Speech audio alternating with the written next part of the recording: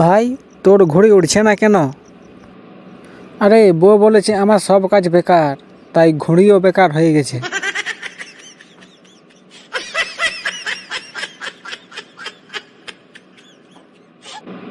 তুই এইবার কতগুলো ঘড়ি কাটেছিস?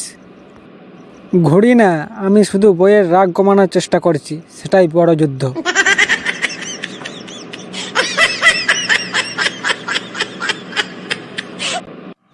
তুমি আর ঘড়ি ওড়াও না?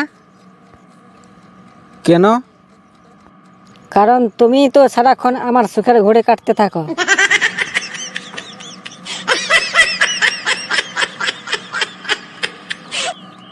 মকর সংক্রান্তির দিন আমাদের প্রেমের ঘুড়ি আবার আকাশে উঠবে। হ্যাঁ, কিন্তু একবার সুতো টেনে ধরে দেখো আমি কোথাও কাটছি কিনা। ঘুড়ি ওড়ানো এত মজা।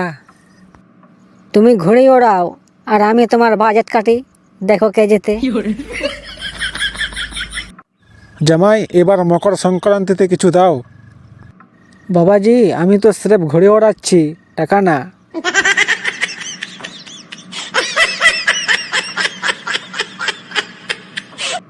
তুমি এইবার একটা ঘড়ি বানিয়ে আমাকে উৎসর্গ করো।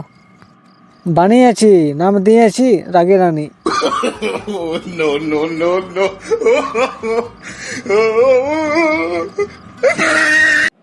ঘড়ি ওড়ানোর জন্য সবচেয়ে ভালো সুতা কোনটা?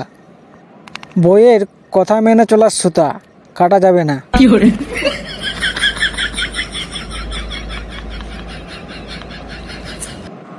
আমি ঘড়ির মতো স্বাধীন হতে চাই। ঠিক আছে, আমি সুতোর মতো টান দিয়ে তোমার দিশা ঠিক করব।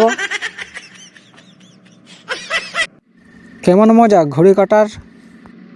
ঠিক বলেছিস, তবে বইয়ের কথার ঘড়ি কাটতে গিয়ে টান খেতে হয়। ঘড়ি ওড়ানোর থেকে ভালো কাজ করো। ঘড়ির মতো স্বাধীনতা খুঁজতে গেলে এই একটাই উপায়। তুমি ঘড়ি কেটে কি আনন্দ পাও? কারণ আমার নিজের ঘড়ি জীবনেও ওড়েনি।